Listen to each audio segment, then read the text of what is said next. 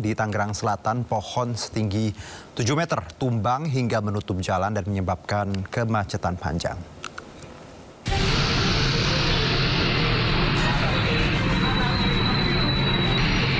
Akibat curah hujan tinggi dan angin kencang, sebuah pohon besar setinggi 7 meter tumbang di Jalan Ciater Maruga, Tangerang Selatan, Banten. Akibatnya, arus lalu lintas dari arah Serpong menuju Ciputat macet parah. Petugas gabungan berupaya mengevakuasi batang pohon tumbang yang menutup jalan. Beruntung, tidak ada korban jiwa dalam peristiwa ini. Dari Tangerang Selatan, Banten, Nunung Purnomo, iNews melaporkan. Ya, pemirsa, banjir Jakarta kini datang mulai teratur seperti jam pekerja kantoran. Setiap hujan deras mengguyur, maka sudah bisa dipastikan warganya di sejumlah daerah siap-siap untuk mengungsi. Dan berikut penyebab genangan air enggan beranjak dari kota ini. Hujan lagi, Jakarta banjir lagi. Sepertinya warga kota ini sudah semakin paham. Ketika hujan mulai mengguyur, maka saat itulah waktunya menghadapi kemacetan jalanan dan juga genangan air alias banjir. Sederet alasan menjadi penyebab banjir enggan surut dari Jakarta. Curah hujan yang tinggi, yang lebih besar dari kapasitas drainase membuat air meluap merendam perumahan. Arus kiriman juga menyumbang ketinggian banjir. Selain itu, minimnya ruang terbuka hijau dan isu yang baru-baru ini mencuat, yaitu penurunan tanah turut jadi pemicu banjir. Mulai dari Pluit di Jakarta Utara hingga ke Pesanggerahan di Jakarta Selatan tercatat sebagai wilayah paling rawan banjir. Menurut BPBD, banjirop dan permukiman yang terletak dekat sungai jadi pemicu banjir di wilayah ini. Tentu saja, banjir yang melanda terus-menerus sepanjang tahun 2025 turut berdampak pada 51.000 warga Jabodetabek. Tidak sedikit juga kerugian yang ditimbulkan, bahkan mencapai 1,5 triliun rupiah lebih.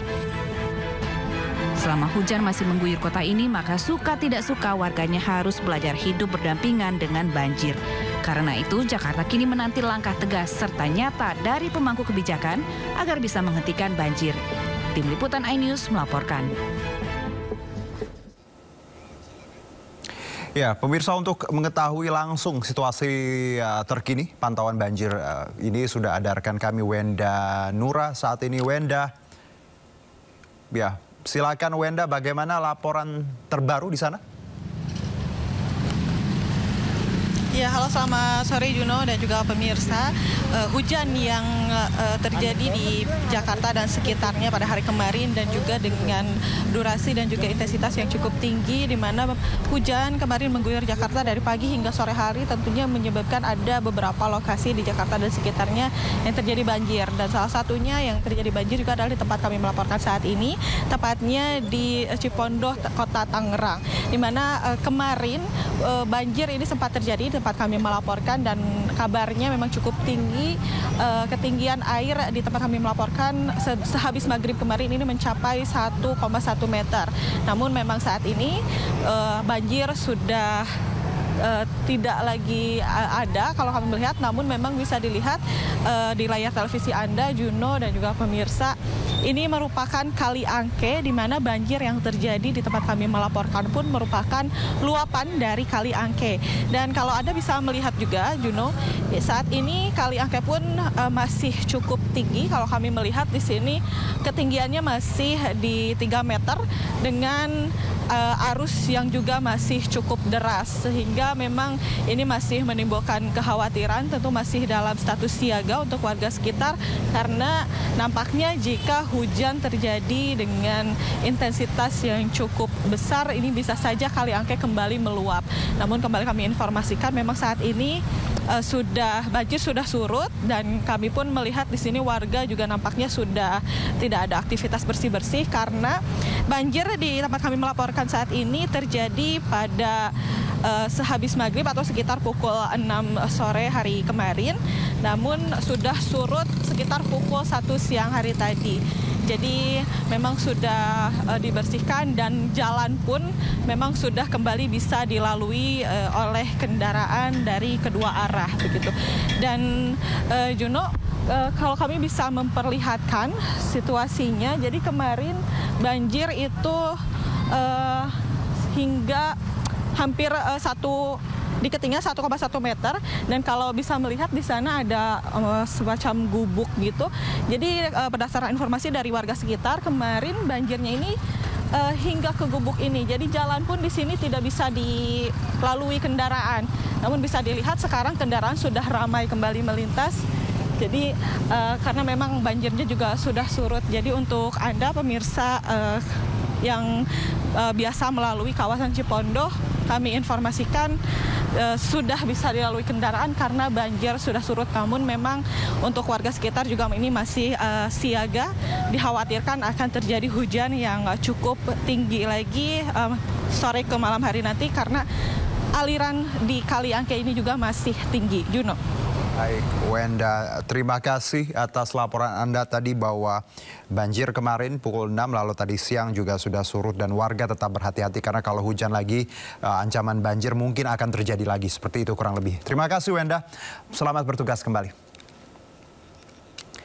Dan pemirsa, air hujan di kota Surabaya diduga juga tercemar mikroplastik yang berbahaya untuk kesehatan warga. Polusi mikroplastik ini dipicu aktivitas pembakaran sampah sembarangan.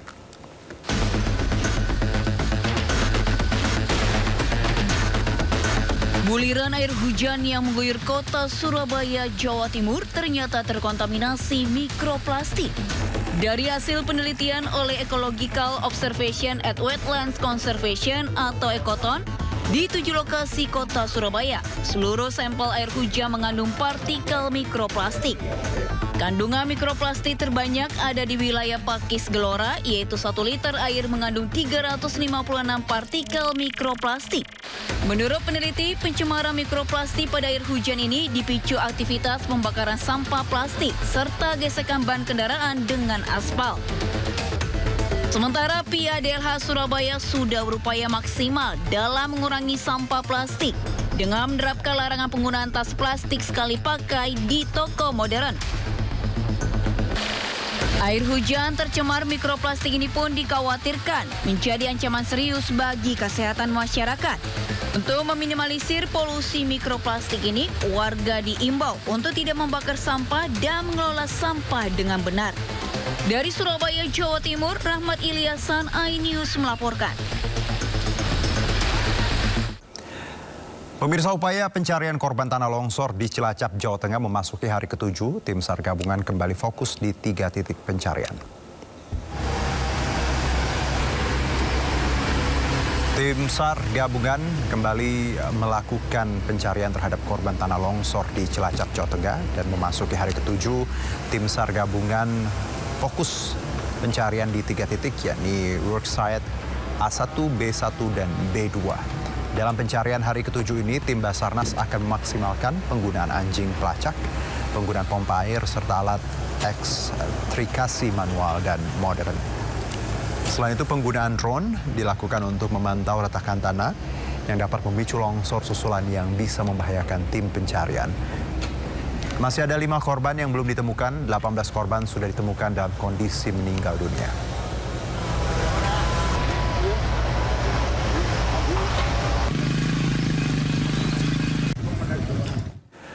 Pemirsa, warga Indramayu, Jawa Barat kaget melihat kepala patung Presiden pertama Republik Indonesia Soekarno yang berada di alun-alun dalam keadaan miring. Diduga bagian atas patung sang proklamator kemerdekaan tertimpa tenda saat bertiup angin kencang.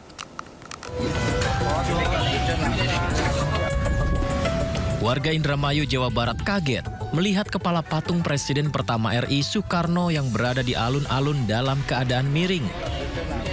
Diduga bagian atas patung sang proklamator kemerdekaan tertimpa tenda saat bertiup angin kencang. Sejumlah warga mendatangi alun-alun Indramayu, Jawa Barat untuk melihat patung Soekarno yang bagian kepala berada dalam keadaan miring. Sementara patung Muhammad Hatta yang berada di dekat patung Soekarno masih dalam keadaan utuh. Menurut petugas pemerintahan setempat, bagian atas patung Soekarno diduga tertimpa tenda acara yang belum sempat dibongkar. Saat ini pihak pemerintah daerah Indramayu tengah mencari siapa pihak yang membuat patung atau meminta bantuan pengrajin